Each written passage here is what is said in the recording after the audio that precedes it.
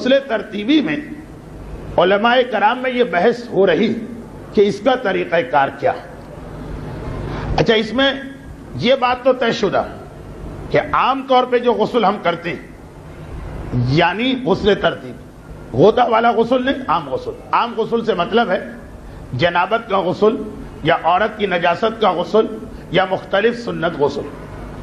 تو اس میں سب سے پہلے سر و گردن کو دھونا ہے اور اس کے بعد نیچے کا جسم۔ اب بحث یہ ہے کہ نیچے کا جسم پورا ایک ساتھ دھویا جا سکتا ہے یا نہیں۔ سر و گردن سب سے پہلے دھونا ہے، اس میں کوئی اختلاف نہیں۔ اگرچہ سر و گردن دھونے کے طریقہ کار میں ایک اختلاف آ جاتا ہے، وہ یہ کہ کیا جب ہم یہ کہیں کہ سر دھونا تو اس میں بال بھی دھونا ہے کہ بال نہیں دھونا ہے؟ بال سر کا حصہ ہیں کہ سر کا حصہ نہیں؟ سر اور گردن دھونا، اس میں بال دھونا ہے کہ نہیں دھونا ہے؟ یہ تو طے شدہ بات ہے کہ سر کی کھال کو دھونا، چنانچہ اگر بال ایسے کہ جب تک کہ اسے گیلا نہ کرے پانی کھال تک نہیں پہنچے تو پھر بال دھونا ہی دھونا ہے۔ لیکن پھر بھی مسئلہ وہ نہیں تھا کھال تک پانی پہنچانے کا مسئلہ، لیکن اگر کھال تک پانی پہنچ رہا پھر اس کے علاوہ بھی کیا بال دھونا ہے کہ نہیں، اس میں اختلاف ہے۔ اچھا، کچھ بال جو ہیں وہ چھوٹے ہوتے ہیں، چھوٹے بال جو اصل مسئلہ یہ ہے کہ وہ سر کا جز مانے جاتے ہیں، چھوٹے بال، مثلا یہ داڑھی جو ہے یہ چھوٹے بالوں میں آ جاتی، بھویں چھوٹے بالوں میں آ جاتی، خواتین کے چہرے پہ رواں ہوتا ہے وہ چھوٹے بال میں آ جاتا۔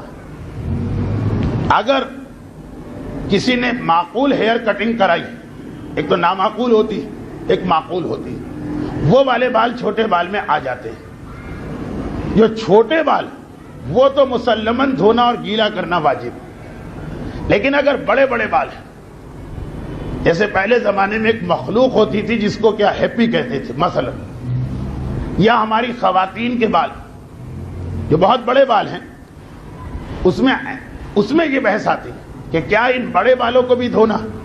خواتین کے بال جس کے اندر جو بہت بڑے بال ہیں چوٹی تک پہنچتے ہیں، اس میں عین ممکن کہ آپ سر دھونے کے لیے بالوں کو دھونے کے محتاج نہ ہو، یعنی وہ بال جو چوٹی کی شکل میں اس میں اگر پانی کا قطرہ بھی نہ پہنچے، جتنے سر کے حصے پہ بال ہیں وہ دھو لیے جائیں، باقی بال چاہے گیلے بھی نہ ہونے پائیں۔ تو یہ ممکن ہے کہ سر دھل جائے بال نہ دھل، کیا ان بالوں کو دھونا واجب ہے؟ تو ہر ایک کو معلوم ہے کہ آغا خوئی فرماتے تھے کہ بڑے بالوں کا دھونا واجب نہیں، سر دھل جائے اور چھوٹے بال دھل جائے۔ امام خمینی فرماتے تھے احتیاط واجب یہ ہے کہ بڑے بال بھی دھوئے جائیں۔ آغا روحانی بھی یہی فرماتے ہیں کہ احتیاط واجب یہ ہے کہ بڑے بال بھی دھوئے جائیں، لیکن آغا سیستانی کہتے ہیں وہی جو آغا خوئی کہتے ہیں کہ چھوٹے بال کا دھونا واجب ہے، بڑے بال کا دھونا واجب نہیں۔ اچھا دیکھیے کتنی عجیب صورتحال بنی۔ جو لوگ خود آغا سیستانی کے مقلد، اس مسئلے میں نہیں کہہ رہا ہوں، عام بات کر رہا ہوں، جو آغا سیستانی کے مقلد وہ آغا سیستانی کے فتوے پہ فی الحال عمل نہیں کر سکتے، لیکن جو آغا روحانی کی تقلید میں جہاں جہاں آغا روحانی کی احتیاط آئے گی وہ آغا سیستانی کے مسئلے پہ عمل کرے گی۔ خود آغا سیستانی کا مقلد ان کے مسئلے پہ عمل نہیں کرے گا، لیکن جو ان کا مقلد نہیں ہے وہ کبھی ان کی طرف آئے گا۔ لیکن یہ کوئی بہت ہی عجیب صورتحال بھی نہیں ہے، مسائل سے ربط رکھنے والوں کو پتہ ہے کہ یہ تو ایک عام سی بات ہے۔ تو آغا خمینی کا مقلد ہو، احتیاط واجب یہ ہے کہ بڑے بال دھونا۔ عام طور پہ مردوں کے بال میں یہ مسئلہ نہیں آتا، ان کے بال چھوٹے ہیں، یا اگر بڑے بھی ہیں تو اتنے بڑے ہیں، اتنے زیادہ بڑے نہیں، یعنی کھال کو دھونے کے لیے ان کے بال ضرور گیلے ہوں گے، لیکن خواتین کے لیے یہ مسئلہ پیش آ سکتا ہے۔ تو وہ یہ سن لیں کہ آغا کوئی بھی فرماتے تھے بڑے بال دھونا واجب نہیں، اور آغا سیستانی بھی یہ کہتے ہیں۔ اگرچہ آغا روحانی نے احتیاط واجب لگائی ہے، لیکن احتیاط واجب میں آپ آغا سیستانی پہ عمل کر لیں۔ چنانچہ چاہے کوئی آدمی اس وقت، اب یہ جملہ میں 3-4 مرتبہ کہوں گا ہر مسئلے کے بعد، اگر کوئی آدمی اس وقت آغا سیستانی کی تقلید میں ہے، اس کے لیے بھی بڑے بال نہیں، کوئی آغا روحانی کی تقلید میں ہے، اس کے لیے بھی بڑے بال دھونا واجب نہیں، احتیاط واجب میں رجوع، اور کوئی ان دو کی احتیاط کر رہا ہے، اس کے لیے بھی مسئلہ حل ہے۔ ایک مسئلہ، اچھا البتہ جو لوگ آغا خمینی کی تقلید میں، اگر اس وقت وہ آغا خامنائی یا فاضل لنکرانی کے مقلد، تو فی الحال ان کو بڑے بال دھونا، لیکن آغا خمینی کے وہ مقلد جو آغا سیستانی کی تقلید میں، ان کے لیے کچھ گنجائش تھی، لیکن فی الحال اس کو چھوڑ دو۔ آغا خمینی کے مقلد آغا خامنائی اور آغا لنکرانی کی وجہ سے ان پہ باقی رہیں، اور احتیاط یہ ہے کہ بڑے بال دھویں، لیکن یہ ساری بات ہے کہ جب بڑے بال اپنے، اگر وگ کا استعمال کیا گیا ہے تو نہ چھوٹے بال دھونا ہے نہ بڑے بال، اس پوری وگ کو اتار کے ایک طرف رکھنا، سر کو دھو کے اس کے بعد یہی سوکھے ہوئے بال دوبارہ سر پہ رکھ لیے جائیں۔ یہ تو تھا مسئلہ نمبر 1۔ مسئلہ نمبر 2 وہ یہ جو ابھی چل رہا تھا، اور بیچ میں یہ دوسرا مسئلہ، دوسرا تو نہیں، ریلیٹڈ مسئلہ نکل، سر و گردن دھو لینے کے بعد اب نچلا جسم دھونا۔ شروع رمضان میں جو مسئلہ آیا وہ ان کے لیے تو اب تک ویسا ہی، جو آغا روحانی کی تقلید میں آ کر بھی یا دو کی احتیاط کر کے بھی آغا گل پائگانی کو عالم مان رہے ہیں، ورنہ جیسا کہ میں نے کہا کہ جو اہل خبرہ کی گواہی، اس کے اعتبار سے یا گواہی نہ مانے تو آغا روحانی کی عالمیت بھی ذرا مشکل، یا گواہی مانے تو پوری گواہی یہ۔ اچھا خیر، بار بار یہ بات کہنا مناسب نہیں ہے کیونکہ وقت بہت محدود ہے۔ اب مسئلہ یہ ہے کہ سر و گردن تو دھو لیے، نچلا جسم دھونا، تو بعض مراجع کہتے ہیں کہ پورا جسم، نچلا جسم آپ ایک ساتھ دھو سکتے ہیں، غسل ہو جائے گا، اور بعض مراجع کہتے ہیں کہ نہیں، نیچے کے جسم میں پہلے کندھے سے لے کر پیر تک سیدھے ہاتھ کا پورا جسم دھو، سامنے کی طرف اور پشت کی طرف، اور پھر الٹے ہاتھ کا پورا جسم دھو۔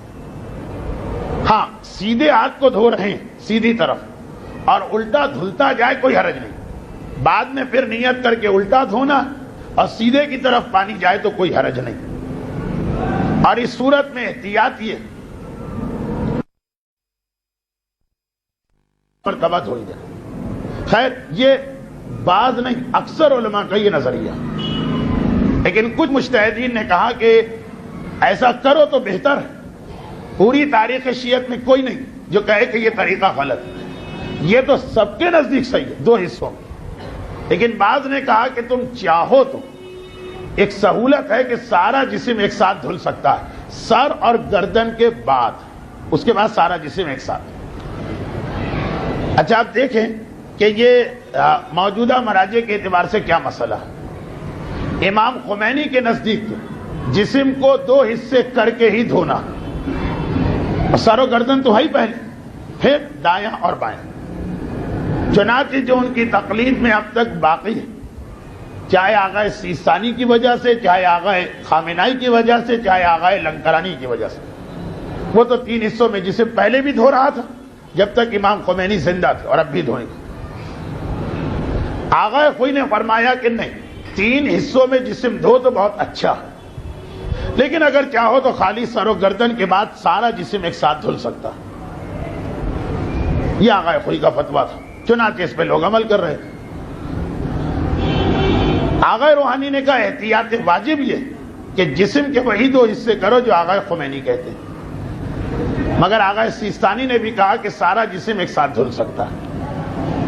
اب دیکھیے، جو سمجھ گئے سو سمجھ گئے، جو نہیں سمجھے تو ان کو ایک جملے میں، جو آغا خمینی کی تقلید پہ باقی ہے وہ 3 حصوں میں غسل کرے، بہت اچھا، واجب ہے ان کے لیے۔ باقی مراجع کے مقلد بھی اگر 3 کی عادت ڈال لے تو بہت اچھا، آگے بھی بہت فائدہ ہوگا۔ لیکن ایک تو مسئلے کی حیثیت سے، اور ایک یہ کہ جو عبادتیں گزشتہ 1 سال میں گزری تھی اور جنہیں اس رمضان کے شروع میں پینڈنگ میں قضا کے مسئلے میں ڈالا گیا تھا، اس کا حل۔ کہ اگر وہ لوگ آغا سیستانی کے مقلد اب تک خالی ان کے تو بس جس طرح غسل کر رہے ہیں پورا جسم ایک ساتھ وہ صحیح. اگر وہ آغا روحانی کی تقلید میں ہے تو آغا روحانی نے احتیاط واجب لگائی ہے, آغا سیستانی کی طرف جا سکتے ہیں, پورا جسم ایک ساتھ دھل سکتا ہے. اور اگر وہ دو میں احتیاط کر رہے ہیں تب بھی وہ پورا جسم ایک ساتھ دھو سکتے ہیں, کیونکہ دو میں احتیاط کا مطلب کیا ہوا کہ آغا سیستانی کی وجہ سے آغا خوئی پہ واقع رہی ہے, آغا روحانی کا اپنا مسئلہ, دونوں ایک نکل ہے. پھر بھی کچھ لوگوں کے چہرے بتا رہے ہیں کہ ان کی سمجھ میں نہیں آ رہا ہے کہ کیا ہو کیا رہا, کیا چیز میں نے کچھ ربط نہیں ملا پا رہے ہیں. تو اب ان کی خاطر میں تقریر کو لمبا نہیں کروں گا, ان کو صرف یہ خوشخبری سنا سکتا ہوں کہ تیسرا اور آخری مسئلہ بیان ہو رہا بس. لیکن ابھی اس دوسرے مسئلے سے ایک وضاحت باقی ہے کہ یہ جو بعض مراجع نے سہولت دے دی کہ سارا جسم آپ ایک ساتھ دھو سکتے ہیں, میں نے یہ عرض کر دی کہ جنہوں نے پچھلے ایک سال ایسا نہیں کیا تھا اور انہیں رمضان میں رات کے 12 بجے دوڑایا تھا غسل خانوں کی جانب, تو یہ مسئلہ ایک منزل پہ کلیئر ہوا اور وہ پوچھ رہے تھے ایک سال کی قضا. تو بہرحال اگر آغا روحانی ان کی لسٹ سے نکل جائے, وہ خالی آغا سیستانی پر ہو تب بھی کوئی مسئلہ نہیں. آغا روحانی اس طرح ان کی لسٹ میں آئے کہ وہی عالم, تب بھی کوئی مسئلہ نہیں. غسل بھی ان کے صحیح تھے, قضا بھی کچھ نہیں. دو میں احتیاط ہو اور آغا روحانی عالم ہو تب بھی کوئی مسئلہ, یعنی آغا روحانی اور آغا سیستانی میں احتیاط, لیکن یہ طے شدہ ہو کہ آغا سیستانی بہرحال پہلے والے سے عالم. صرف ایک کیٹیگری کا آدمی اب تک پینڈنگ میں پڑا رہے گا جو آغا روحانی سے زیادہ آغا گلپائگانی یا اراکی کو عالم مانتا, وہ احتیاط کرے فی الحال اور قضا کے لیے انتظار کرے. لیکن آغا کوئی اور آغا سیستانی اور احتیاط واجب میں آپ کو گھما کے آغا روحانی یہ جو سہولت دی ہے کہ نیچے کا جسم ایک ساتھ دھو سکتے ہو, یہ اپنے غسل کے لیے سہولت ہے. لیکن اگر آپ پر واجب ہو دوسرے کو غسل دینا تو وہ تو آغا کوئی بھی کہتے ہیں کہ 3 حصوں میں دینا, اور دوسرے کو غسل دینا صرف ایک صورت میں واجب ہے, غسل میت. غسل جنابت, غسل حیض و نفاس, غسل جمعہ اور عیدین, غسل اعمال شب قدر و غسل احرام و زیارت, یہ اپنے اوپر واجب یا سنت. غسل میت واجب ہم پر ہے, غسل کسی اور کو دینا, اس میں تو سب کے نزدیک 3 حصے کرنا ہے. اور مسئلہ نمبر 3 اور مسئلہ آج کا آخری مسئلہ, یہ بحث ہوتی کہ اگر کوئی آدمی غسل شروع کر چکا ہے, اگر کوئی آدمی غسل شروع کر چکا ہے اور غسل مکمل ہونے سے پہلے درمیان میں کوئی ایسی چیز پیش آ جائے جس سے وضو ٹوٹ جاتا, حدث اصغر, دوران غسل وضو توڑنے والی کوئی چیز ہو گئی, مثلا دوران غسل گیس یا ریح خارج ہوئی یا پیشاب کے قطرے نکلے غسل کے دوران. جو کراچی جیسے شہر میں جہاں واقعاً گیس کا پرابلم ہے اور سردیوں کے موسم جہاں بہت سے لوگوں خصوصاً معمر لوگوں پیشاب کا مسئلہ درپیش ہو سکتا, تو اب یہ بحث چلتی کہ ہم تو غسل کر رہے ہیں, اگر غسل کے دوران حدث اصغر یعنی وضو توڑنے والی چیز, جن میں یہی 2 زیادہ عام ہیں, ایک پیشاب کے قطرے کا نکلنا, ایک ریح کا خارج ہونا. عورتوں کے لیے خون استحاضہ ایک مسئلہ بن سکتا ہے, وہ ایک الگ بحث ہے, اس کو چھوڑ دو, ورنہ عورتوں کے لیے بھی یہ 2 مسئلے ہیں. اس کے علاوہ ایک تیسرا مسئلہ آ سکتا ہے, اس پر فی الحال بحث نہیں. دوران غسل یہ چیزیں صادر ہو گئی تو یہ غسل کا کیا حکم, کیا غسل ختم ہو گیا, ٹوٹ گیا, ضائع ہو گیا, دوبارہ شروع کرو؟ دیکھیے اگر غسل مکمل کر لیا آپ اور پھر یہ چیزیں پیش آئی تو کوئی حرج نہیں. غسل کے بیچ میں امام خمینی فرماتے تھے اگر غسل کے دوران حدث اصغر صادر ہو جائے یعنی پیشاب کے قطرے نکل گئے, ریح خارج ہو گئی, غسل پہ کوئی فرق نہیں پڑے گا. غسل الگ ہے, وہ نجاست الگ. البتہ اس صورت غسل کے بعد آپ کو وضو ضرور کرنا ہوگا, چاہے وہ غسل جنابت ہی کیوں نہ ہو. غسل جنابت کے بعد وضو نہیں ہوتا، لیکن ایسا غسل جنابت جس کے درمیان وضو توڑنے والی چیز ہو گئی تو غسل آپ کا ٹھیک. فرض کیجئے کہ کسی نے سر و گردن دھو لی، پورا سیدھا جسم دھو چکا. آقا خمینی کا فتویٰ بیان ہو رہا ہے تو ان کا مقلد پورا سیدھا الٹا حصہ دھو رہا تھا، اور اس کے بھی آخر میں تھا کہ قطرہ پیشاب کا یا ریا خارج ہو. اب اگر یہ فتویٰ ہو کہ تمہارا غسل ٹوٹ گئے، دوبارہ نئے سرے سے پورا غسل نہیں. آقا خمینی کہتے ہیں کہ اس سے غسل نہیں ٹوٹتا، غسل جاری رکھو. البتہ غسل کے بعد جب وضو نہیں کرنا ہوتا، غسل جنابت، بہرحال وضو توڑنے والی چیز تو وہ وضو کرنا ہو. آقا کوئی فتویٰ تھا، فتویٰ کہ اگر دوران غسل حدث اصغر آ گئے، پورا غسل گیا، نئے سرے سے نئی نیت کر کے دوبارہ غسل کرنا. چاہے آپ غسل کے بالکل آخری مرحلے میں ساری آپ نے محنت کی، پورا غسل کیا، گھٹنے سے نیچے بالکل پنڈلیاں یا پیر دھو رہے ہیں اور پیشاب کا ایک قطرہ نکل آیا، یہ پورا غسل گیا. نئی نیت کر کے نیا غسل کرو. اور اس میں بھی اگر اتفاق پیش آئے وہ بھی گیا، پھر نیا غسل کرو، جب تک کہ اس کیٹیگری میں نہیں آتے جس کا نام ہے دائم الحدث. کچھ ایسے لوگ ہیں جن کو پیشاب کے قطرے آنے کی پرماننٹ شکایت، ان کے مسائل الگ. لیکن اگر کسی وجہ سے آج کے دن یہ پرابلم ہو رہا تو بار بار غسل کرنا ہوگا.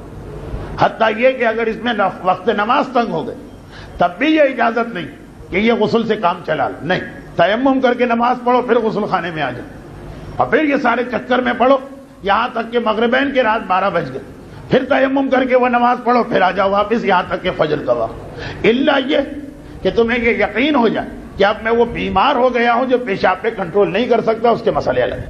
خلاصہ یہ آغائے خوئی کے نزدیک غسل کے بیچ وضو توڑنے والی چیز پیش آ جائے، جو چھوٹی نجاست، اگر غسل کرے. آغائے روحانی فرماتے ہیں احتیاط واجب یہ کہ آغائے خوئی کے فتوے کو مانو. احتیاط واجب یہ کہ اگر غسل کے بیچ میں کوئی وضو توڑنے والی چیز آ گئی، وہ اپنے غسل کو کینسل یا نیل اینڈ وائڈ یا باطل سمجھو، یعنی دوبارہ کر، لیکن احتیاط واجب. اور آغا سیستانی کہتے ہیں کہ میرا فتویٰ امام خمینی والا ہے، آغا خوئی والا نہیں. ایک عام لوگوں کا تجربہ، یہ کوئی فقہی بات نہیں، کہ آغا سیستانی اور آغا روحانی کے اکثر مسئلے آغا خوئی سے مل جاتے ہیں یا ان سے بھی زیادہ آسان مسئلے بن جاتے ہیں. لیکن یہ کوئی اصول نہیں. اسی لیے آغا سیستانی یہاں کہتے ہیں کہ وہ آغا خمینی والا مسئلہ میرا، کہ اگر غسل کے دوران پیشاب توڑ دینے والی وضو توڑ دینے والی چیز ہو گئی، غسل صحیح جاری رکھو، البتہ بعد میں وضو کر لینا. اچھا، اب صورتحال کیا بنی؟ جو لوگ امام خمینی پہ عمل کرنے کا حق رکھتے ہیں ان کے لیے مسئلہ آسان. غسل کے بیچ میں کوئی ایسا، دیکھیے کبھی یہ مسئلہ بہت سہولت دے دیتا. یہ مسئلہ جو بظاہر آپ نے لاپرواہی سے سنا، کبھی بہت زیادہ اس سے سہولت ملتی. یعنی خود ہی سوچ، ایک غسل کرنا ہو یا ایک وضو کرنا ہو، کس میں سہولت ہے؟ یہ تو بھائی امام کا جواب بھی تھا جب امام نے قیاس کے حوالے سے کسی سے پوچھا تھا کہ پیشاب بڑی نجاست ہے اور منی چھوٹی نجاست ہے، مگر پیشاب پہ وضو رکھا، منی پہ غسل رکھا. اور خود ہی جب امام نے جواب دیا تو وجہ یہ بتا، یہ غسل میں زحمت ہے، وضو میں راحت. پیشاب بار بار ہوتا ہے، کہاں زحمت میں ڈالا جائے؟ تو ہر ایک کو پتا کہ غسل کرنا پڑے دوبارہ وہ آسان ہے کہ وضو. امام خمینی کا مسئلہ بہت آسان. البتہ مجتہد اپنی مرضی سے نہ کوئی مسئلہ آسان کرتا ہے نہ مشکل، جو حدیث سے ثابت ہو رہا. تو جو لوگ امام خمینی پہ باقی رہ سکتے ہیں وہ اس مسئلے سے ضرور فائدہ اٹھائیں. جو لوگ آغا سیستانی کے مقلد، خالی انہی کے، کوئی احتیاط بھی نہیں کرتے. اگرچہ آغا سیستانی کا مسئلہ نرم، لیکن ان کو عمل تو آغا خوئی پہ کرنا. جب بھی وضو توڑنے والی چیز پورا غسل دوبارہ کریں. لیکن جو لوگ آغا روحانی پہ عمل کر رہے ہیں، کیونکہ آغا روحانی نے احتیاط واجب لگائی ہے، وہ اس مسئلے میں آغا سیستانی پہ آ سکتے ہیں اور اپنے غسل کو چاہے پیشاب توڑنے والی چیز پیش آ جائے صحیح سمجھے، اور اگر غسل کے بیچ میں ایسی چیز آئی غسل کر، بعد میں فقط یہ کہ نماز کے لیے ان کو ایک وضو کرنا ہو۔ 3 مسائل